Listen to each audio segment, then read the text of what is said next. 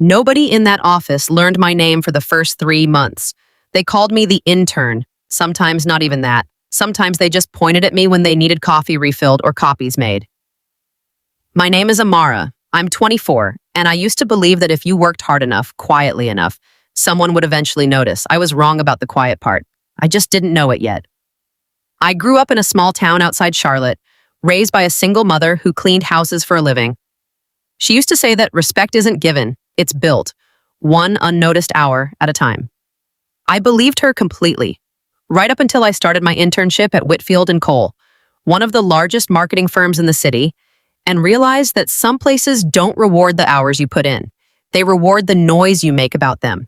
I got the internship after 400 applications and 11 rejections that actually bothered to respond. I remember standing outside that glass building on my first day wearing a blazer I'd bought secondhand and altered myself, telling myself this was my chance to prove that where you come from doesn't decide where you end up. The reality inside was different from what I imagined. The senior associates barely looked at interns unless they needed something done immediately. My direct supervisor, a woman named Deborah, made it clear within the first week that she didn't expect much from me. Most interns don't make it past 90 days here, she said. Not cruelly, just as a fact she'd stated 100 times before to 100 different interns. Don't take it personally if you're one of them. I decided early on that I would not be one of them. For the first month, I did every task nobody wanted. I organized files nobody had touched in years. I stayed late reformatting presentations that senior staff would take credit for the next morning without ever mentioning my name. I watched people who'd been there 6 months get promoted over people who'd been there 2 years, simply because they knew how to talk in meetings, how to make themselves visible in rooms where actual work rarely got discussed. I told myself it didn't matter. I told myself the work would eventually speak for itself. Some nights, sitting alone on the train home at 9 p.m., I wasn't so sure anymore.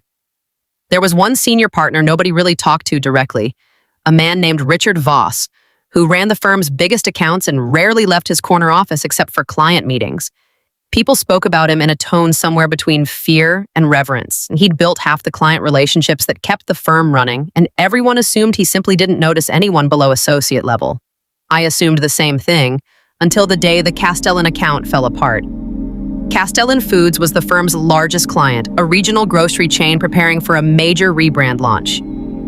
3 days before the client presentation, the lead associate assigned to the project got food poisoning and ended up in the hospital. The backup associate was on a flight to a wedding, unreachable. The presentation deck was half finished, full of gaps, missing the competitor research that was supposed to anchor the entire pitch. Deborah panicked in a way I'd never seen her panic before. She started pulling every senior associate into her office, trying to piece together someone, anyone, who could finish the deck in time. Nobody had the full context. Nobody had actually read every document in that project folder except me, because I was the one who'd spent 3 weeks organizing it when nobody else wanted to touch it. I don't know what made me speak up. Maybe it was exhaustion. Maybe it was every unnoticed hour finally demanding to be acknowledged. I walked into Deborah's office and said, "I know that account. I've read every file. I can help finish it." She looked at me like I'd suggested performing surgery. "This is a $2 million account, Amara. This isn't intern work." "I know," I said. "But right now, nobody else knows this project better than I do, and we have 3 days." She hesitated for a long moment, the kind of hesitation that comes from having no better option and hating that fact.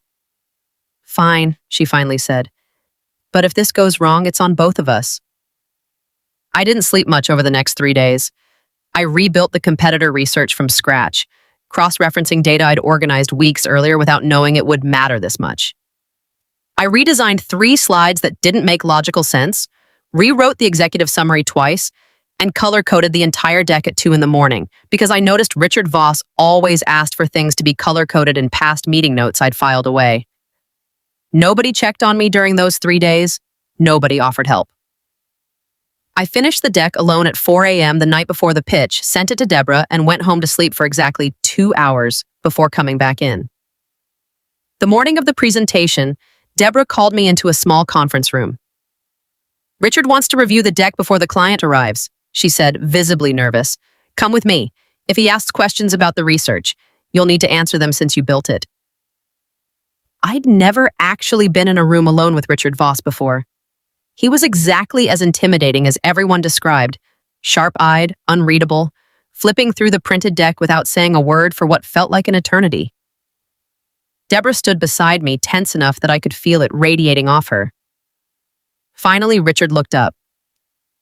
"Who built the competitor analysis section?" Deborah opened her mouth to answer, but I answered first because it felt wrong to let someone else take credit for 3 sleepless nights. "I did," I said. "I'm the intern who's been organizing the Castellan files for the past few weeks." He studied me for a moment longer than felt comfortable. "This is the most thorough competitive breakdown I've seen from this team in 2 years," he said. "Who taught you to structure data this way?" "Nobody, sir. I just paid attention to what worked in past client meetings and built from there."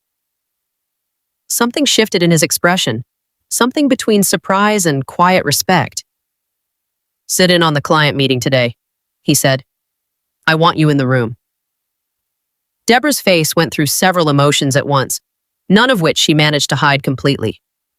The client meeting lasted 2 hours.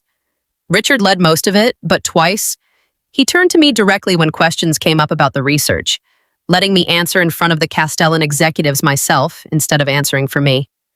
I'd never been given that kind of visibility in 5 months at that firm. My hands shook through the first answer. By the second, they didn't. Castellan signed the rebrand contract that afternoon, the largest deal the firm had closed that quarter. I assumed things would go back to normal after that. That visibility was a temporary door that would close itself once the crisis passed. I was wrong. 3 days later, Richard called me into his office directly, bypassing Deborah entirely, which I later learned had never happened to an intern before in the firm's history.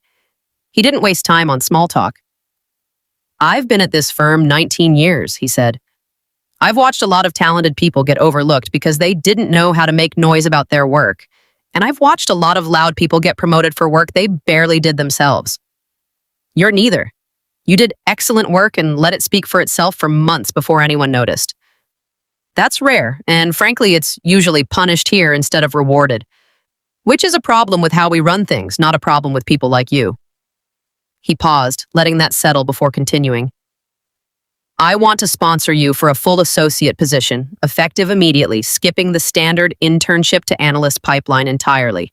You'd report directly to my team." I sat there for a moment, certain I'd misheard him. 5 months earlier, I'd been told most interns didn't survive 90 days. Now, the most feared partner in the building was offering me a position most people waited years to even be considered for. "Why me?" I finally asked. Because I needed to hear the answer more than I needed the job itself. "Because talent that works quietly still deserves to be seen eventually," he said. "I just made sure eventually came sooner rather than later." I called my mother that night from the train platform, crying in a way I hadn't let myself cry through 5 months of unnoticed hours and quiet exhaustion. She didn't say "I told you so," though she'd earned the right to. She just said, "Respect was always being built, baby. You just couldn't see the foundation yet." The following year was harder in new ways, learning a role most people spent 3 additional years preparing for, proving myself in rooms that still occasionally underestimated me on sight. But it was a different kind of hard, the kind that builds you rather than breaks you slowly over time. Deborah and I eventually became something close to actual colleagues, though I don't think she ever fully got over how that first crisis unfolded. Sometimes, the people who doubt you the longest are the hardest to fully forgive, even after they've changed how they treat you. 2 years later, I run my own small team at that firm, mentoring interns who remind me painfully of myself at 24, quiet, overworked, uncertain if anyone will ever notice the hours they're putting in when nobody's watching. I make sure to notice every single time. Last month, a new intern named Priya stayed late organizing files nobody else wanted to touch, exactly like I once did, expecting nothing in return. I stopped by her desk on my way out. "Good work today," I told her. I noticed. She looked up, surprised, like nobody had said those exact words to her before.